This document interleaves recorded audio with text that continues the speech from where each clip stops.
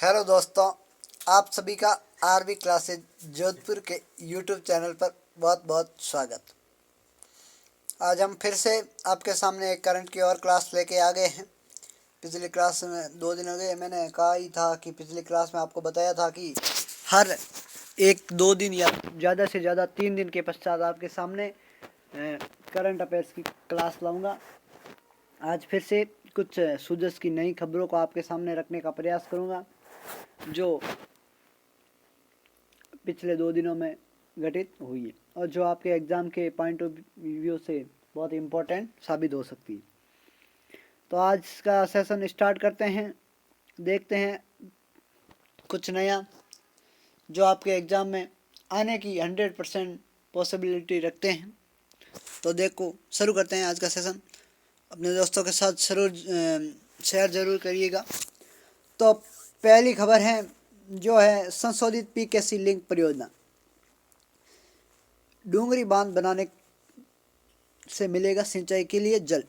ये बात बेसिकली ये है कि एक नया बांध बन रहा है बांसवाड़ा में, उसका नाम है डूंगरी बांध, और वो बन रहा है बनास और मोरेल नदी के मध्य। बनास और मोरेल नदी का पानी को रोककर मतलब कुछ पानी को रोककर आपको डूंगरी बांध बनाया जाएगा।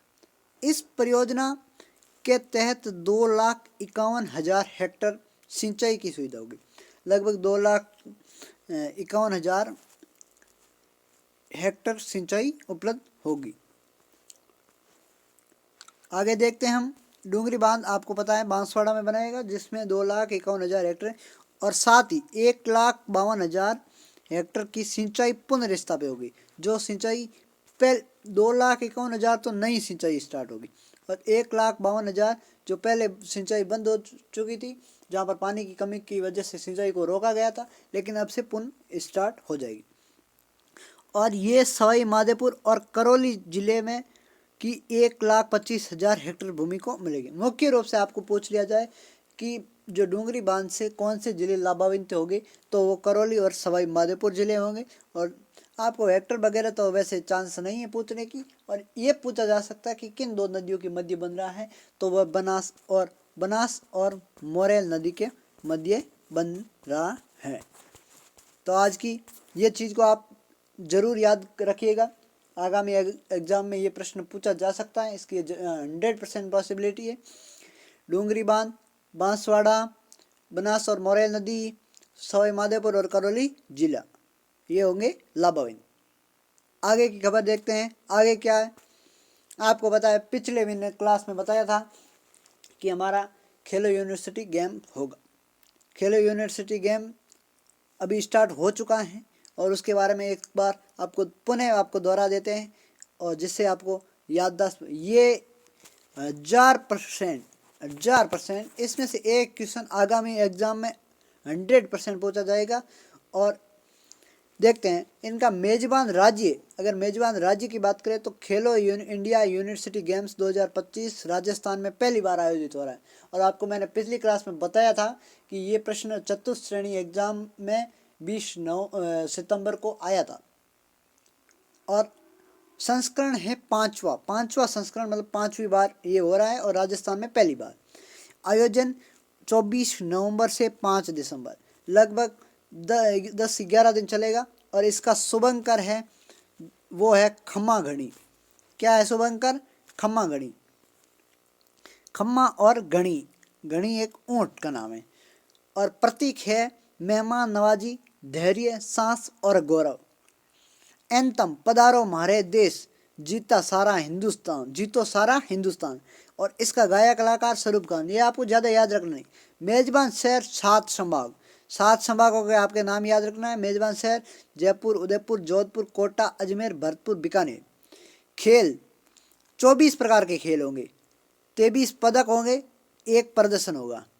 नए खेल बीच वॉलीबॉल, कैनाइंग, काइकिंग और साइकिलिंग प्रतियोगिता और खो खो प्रदर्शन। ये पिछली बार नहीं था और इस बार नया हो रहा है। आगे देखो। आयोजन कार्यान्वयन समिति अध्यक्ष राजस्थान के मुख्यमंत्री, को चेयरमैन भारत सरकार के खेल मंत्री। सदस्य थी 14 सदस्य। इसमें कुल कितने सदस्य हैं? 14 सदस्य। ये आपको मोस्ट इम्पोर्टेंट लगा के या आपको याद करना है, पूरा लिखना है अपनी कॉपी में और याद करना है। आगे देखते हैं, ये आगे देखेंगे एक बार। आपको पता है पिछले दिनों में राजस्थान में नई पंचायतों का पुनर्गठन हुआ है, जो लगभग 3,440 नई पंचायतें बनी हैं और जिला प्रमुख सहित लगभग 39,000 पद नए बनेंगे। ये आपको नहीं याद रखना, लेकिन ये याद रखना है कि पिछले कितनी पंचायत समितियां बनी है, 3,440। अब कुल पंचायत समितियां कितनी हो गई है, लगभग 11,000 पहले थी, अब हो गई है 14,781 नई पंचायत समिति हो जाएगी और वहीं पे आपके सरपंच के पद होंगे। आगे देखते हैं, ये कुछ खास नहीं, आपको पता पूछ लिया जाएगा कितनी पंचायत में वृद्धि हुई, तो 3,440 कह सकते हैं। आगे देखते हैं, ये एक बार फिर से मोस्ट इम्पोर्टेंट रख सकते हैं, आपको 100% आने का चांस है। महिला कबड्डी विश्व कप, और इम्पोर्टेंट इसीलिए भी है क्योंकि इसमें जो विजेता था वो था भारत। विजेता कौन था, भारत। जो महिला कबड्डी विश्व कप 2025 था, संस्करण था दूसरा संस्करण दूसरी बार हो रहा था। आयोजन 17 से 24 नवंबर 2025 के बीच आयोजित हुआ। स्थान था ढाका, बांग्लादेश। और विजेता कौन रहा, विजेता रहा भारत। विजेता भारत और आयोजित हुआ बांग्लादेश में। उपविजेता चीनी ताइपे। भारत ने फाइनल में चीनी ताइपे को 35-28 से हराया। Player of the tournament Sanju Devi, जो छत्तीसगढ़ की। भारतीय टीम की कप्तान थी रितु नेगी।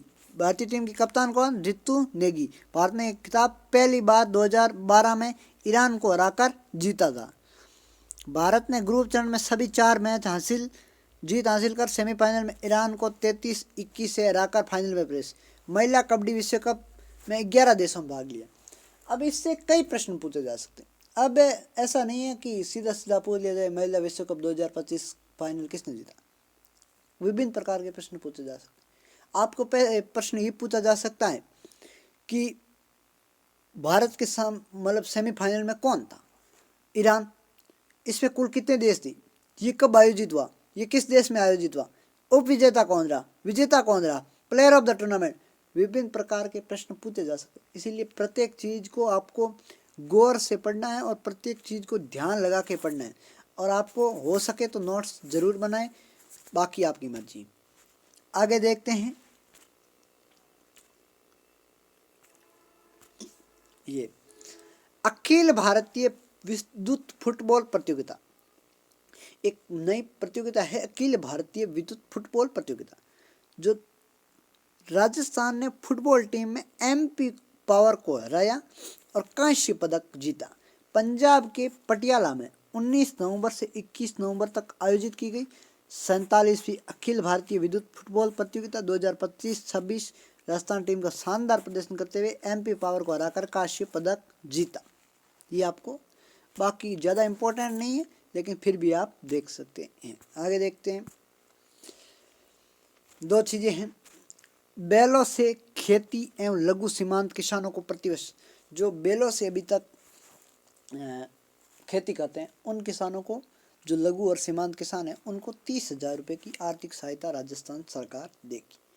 और अभी आप लोगों को पीछे पढ़ाया गया था डूंगरी बांध 1.25 लाख हेक्टेयर भूमि पार्वती कालीसिंध नदी करौली सवाईमाधोपुर क्षेत्र में सिंचाई का करवाएगी। आगे देखते हैं, आपको इसमें से एक प्रश्न पूछा जा सकता है कि किसानों को कितने लघु, जो बैलों से खेती करते हैं उन्हें लघु और सीमांत किसानों को कितने रुपए आर्थिक सहायता दी जा सकती, तो वो 30,000 उत्तर। आगे देखते हैं, ये एक और है वेदांता 2T ढार। अब आप सोच रहे होंगे ये इम्पोर्टेंट नहीं। अब इम्पोर्टेंट के साथ कुछ जो इम्पोर्टेंट नहीं होते उनमें से भी प्रश्न पूछे जा सकते, इसलिए प्रत्येक चीज़ को गौर से देखिएगा। देश में पहली बार आयोजित हो रही है 200 किमी लंबी वेदांता टूर डी थार, जो नॉर्गे देशन में केंद्रीय कानून मंत्री ने हरी झंडी दिखाकर शुरू की, जो बीकानेर में। ठीक है, आगे देखते हैं, श्रमिक कल्याण प्रोत्साहन योजना। श्रमिक कल्याण प्रोत्साहन योजना क्या है, श्रमिकों और उनको बच्चों को खेलों के लिए प्रोत्साहन, जो मजदूर लोग होते हैं उनके लिए ये श्रमिक कल्याण योजना स्टार्ट की गई, जो राजस्थान सरकार की एक अमूल्य पहल है।